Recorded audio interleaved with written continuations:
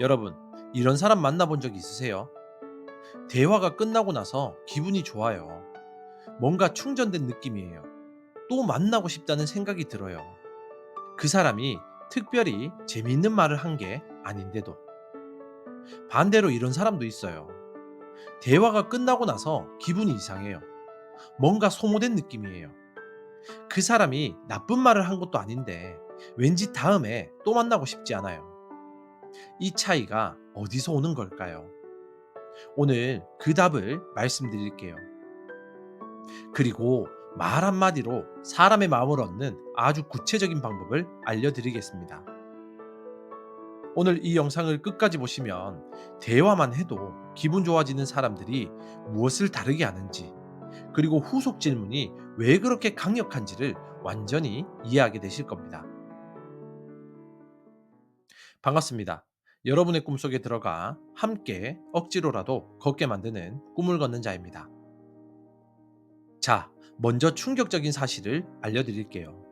대화할 때 사람들이 저지르는 가장 큰 실수가 뭔지 아세요? 상대가 말하는 동안 다음엔 뭐라고 답할까를 준비하는 거랍니다. 생각해 보세요. 누군가 말하고 있어요. 그런데 여러분의 머릿속은 이미 내가 뭐라고 할지를 계획하고 있지 않으세요? 이게 인간의 자연스러운 반응이긴 하죠. 근데 이렇게 하면 상대방의 말을 진짜로 듣지 못합니다. 말은 들리는데 의미가 전달이 안 돼요. 그리고 상대방도 느껴요. 이 사람이 내 말을 진짜로 듣는 건가? 이 느낌이 대화 후에 불쾌감을 만듭니다. 자, 그러면 진짜로 들을 줄 아는 사람들은 어떻게 하냐고요?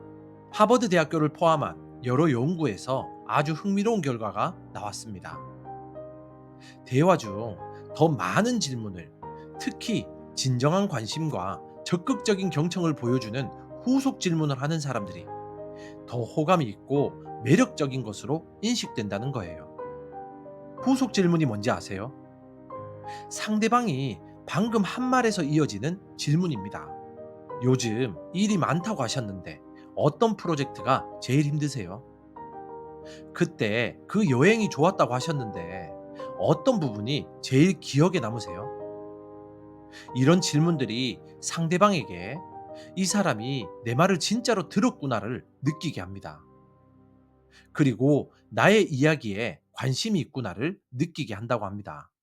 이게 대화 후 기분 좋은 느낌을 만들어요. 자, 이제 구체적인 방법들을 하나씩 살펴볼게요. 첫 번째 방법은 상대방 중심 대화입니다.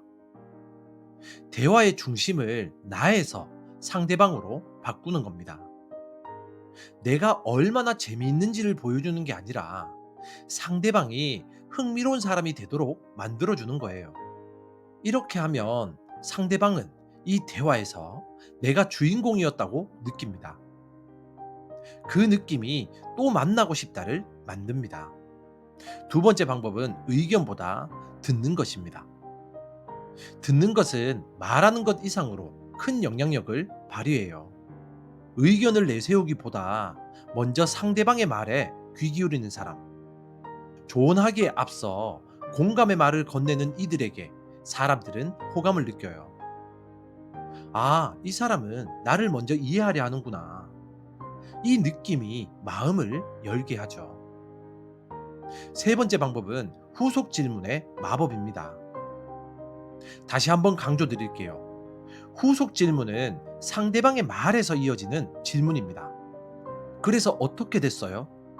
그때 어떤 기분이었어요? 왜 그런 결정을 하셨나요? 이 질문들이 상대방에게 내 이야기에 진짜로 관심이 있구나를 느끼게 합니다. 그리고 상대방이 자신의 이야기를 더 깊이 털어놓게 만들어요. 그렇게 대화가 깊어지죠. 네 번째 방법은 이름을 부르는 것입니다. 대화 중간에 상대방의 이름을 자연스럽게 부르는 것. 이게 상대방에게 이 사람이 나를 개인으로 대하는구나를 느끼게 합니다. 아, 지혜 씨, 그 말이 정말 맞는 것 같아요. 이 한마디가 대화의 온도를 높입니다. 다섯 번째 방법은 공감적 반응입니다. 상대방이 힘들었던 이야기를 해요. 그때 두 가지 반응이 있겠죠. 그건 이렇게 하면 됐을 텐데요라는 해결책 반응과 많이 힘드셨겠다. 그 상황에서 얼마나 답답하셨을까요라는 공감 반응. 상대방이 원하는 건 대부분 후자겠죠. 해결책을 원한다면 물어볼 거예요. 그 전에는 공감이 먼저입니다. 여섯 번째 방법은 침묵을 두려워하지 않는 것입니다. 대화 중에 잠깐 침묵이 생겼어요. 많은 사람들이 이 침묵을 불편해하면서 서둘러 채우려고 하죠. 근데 말 한마디로 사람을 얻는 사람들은 이 침묵을 여유롭게 기다립니다. 상대방이 생각을 정리할 공간을 주죠. 이 여유로움이 상대방에게 이 사람과 함께 있으면 편안하다를 느끼게 합니다. 일곱 번째 방법은 과장하지 않는 것입니다.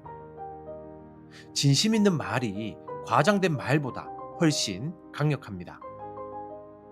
정말 엄청나게 대단해요보다 그거 생각보다 쉽지 않은 일인데 잘 해내셨네요가 훨씬 진짜처럼 들려요. 진짜처럼 들리는 말이 상대방의 마음에 남겠죠. 여덟 번째 방법은 상대방의 말을 기억하는 것입니다. 지난번에 상대방이 했던 말을 기억하고 다음에 만났을 때 물어보는 것. 저번에 발표가 있다고 하셨는데 잘 됐어요? 이 한마디가 상대방에게 이 사람이 나에게 진짜로 관심 있구나를 느끼게 합니다. 아홉 번째 방법은 적절한 자기 개방입니다.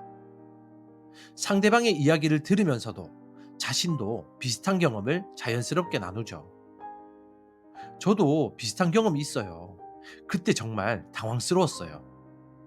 이렇게 하면 상대방이 아, 나만 그런 게 아니구나를 느끼죠. 그 연결감이 대화를 깊게 만듭니다. 자, 오늘 바로 해볼 수 있는 것을 말씀드릴게요. 오늘 대화할 때 딱 한 가지만 해보세요. 상대방이 말하는 동안 다음에 뭐라고 할까를 생각하는 대신 상대방이 한 말에서 후속 질문을 하나만 만들어 보세요. 그래서 어떻게 됐어요? 이 한마디가 오늘 여러분의 대화를 완전히 바꿀 겁니다. 오늘 이야기의 핵심을 정리해 보겠습니다. 대화할 때 가장 큰 실수는 상대방이 말하는 동안 다음에 뭐라고 할까를 준비하는 겁니다. 하버드 연구에 따르면 후속 질문을 하는 사람이 더 호감 있고 매력적으로 인식됩니다.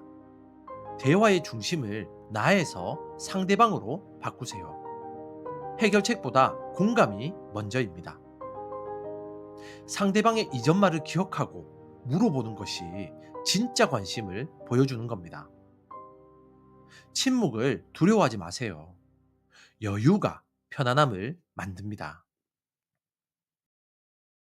여러분, 말 한마디로 사람을 얻는 사람은 특별한 말솜씨가 있는 게 아닙니다.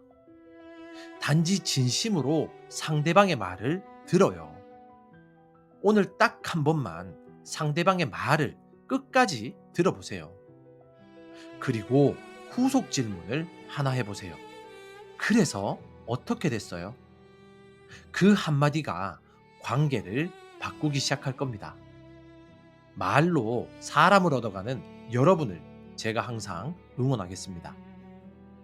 지금까지 당신의 꿈 곁에서 함께 조용히 걷는 꿈을 걷는 자였습니다. 감사합니다.